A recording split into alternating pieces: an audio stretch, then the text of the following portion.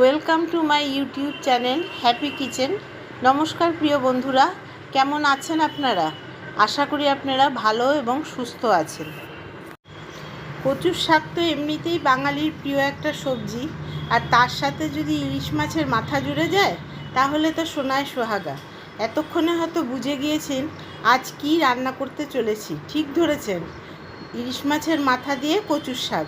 তাই আর কথা না বাড়িয়ে রান্নার দিকে এগোনো যাক।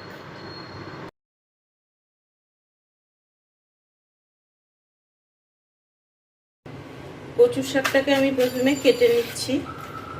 এইভাবে কচুর শাকের গায়ের আঁশটাকে কেটে ফেলে দিতে হয়।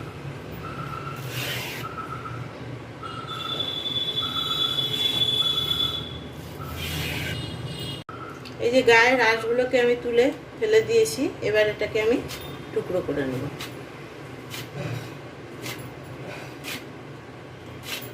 এইভাবেই আমি পুরো কচুর শাকটাকে কেটে নেব।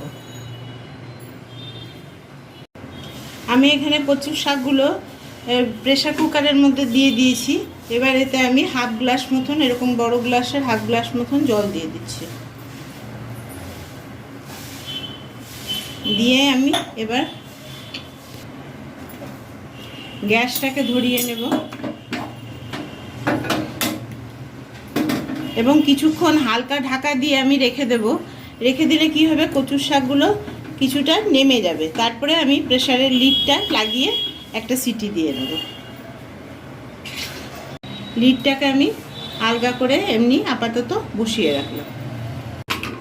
লিডটা খুলে দেখাচ্ছি, অনেকটাই এটা সেদ্ধ হয়ে এসছে বলে জিনিসটা দেখুন কমে গেছে কতটা। এবার লিডটা লাগিয়ে নিয়ে একটা সিটি দিয়ে দেবো। আমি এখানে প্রেসারে করছি, আপনারা প্রেসারেও করতে পারেন। প্রেসারে করলে তাড়াতাড়ি হবে। আর না হলে যে কোনো পাত্রে একটু জল দিয়ে ঢাকা দিয়ে দিলেই এটা কিছুক্ষণের মধ্যে সেদ্ধ হয়ে যায়। কচুর শাকটা আমি সেদ্ধ করে জল ঝরিয়ে এই বাটির মধ্যে নিয়ে নিয়েছি। গ্যাসটা জ্বালিয়ে নিয়ে কড়াই বসিয়ে নিয়েছি, এতে দিয়ে দিচ্ছি সরষের তেল। এখানে আমি বড় চামচের 2 চামচ মতন সরষের তেল দিলাম। তেলটা আমি গরম করে নিয়েছি। এবার এতে আমি মাছের মাথাগুলো ভেজে নেব। এখানে আমি ইলিশ মাছের মাথা ভেজে নিচ্ছি।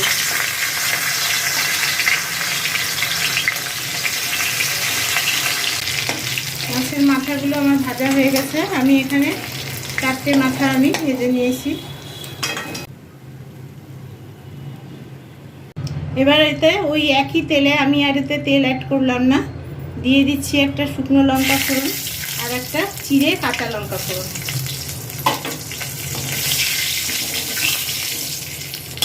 এবার এতে দিয়ে দিচ্ছি কালো জিরা। কালো জিরাটা একটু নাড়াচাড়া করেই আমি দিয়ে দিচ্ছি শাকটা যে সেদ্ধ করে রেখেছিলাম সেটা।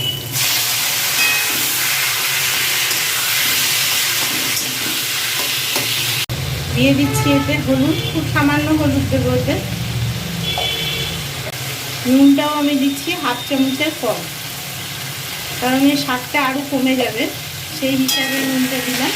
যদি লাগে তাহলে আমি পরে এতে অ্যাড করব। এবার গ্যাসের ফ্লেমটা বাড়ানো অবস্থাতেই এটা আমি 3 মিনিটের জন্য ঢাকা দিয়ে রাখবো। 3 মিনিট পরে আমি ঢাকনাটা তুলে নিচ্ছি এবং এটাকে আবার আমি ভালো করে নাড়াচাড়া করে দেব। এটাকে আমি আর ঢাকবো না, কিন্তু আমি গ্যাসের ফ্লেমটাকে বাড়িয়েই রাখবো। এবার এতে আমি অ্যাড করছি হাফ চামচ মতন চিনি।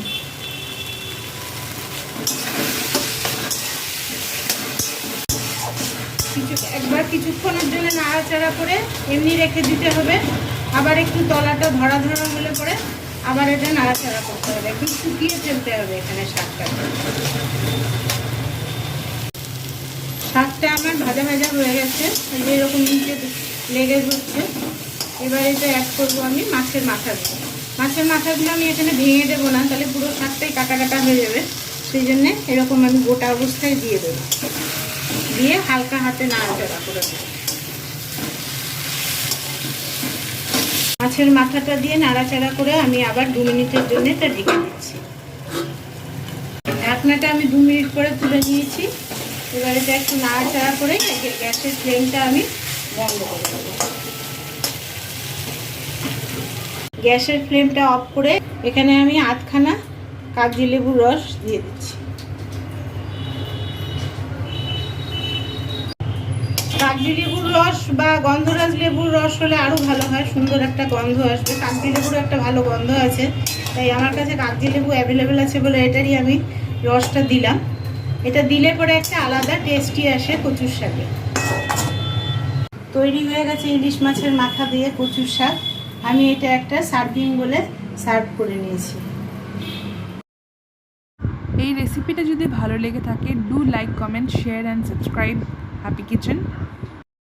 আর পাশে থাকা নোটিফিকেশন বেলটা প্রেস করতে ভুলবেন না, যাতে যত সব নতুন কুকিং ভিডিওস দেওয়া হয় এই চ্যানেলে আপনারা সেটার আপডেট সময় মতন পেয়ে যান। Thanks for watching.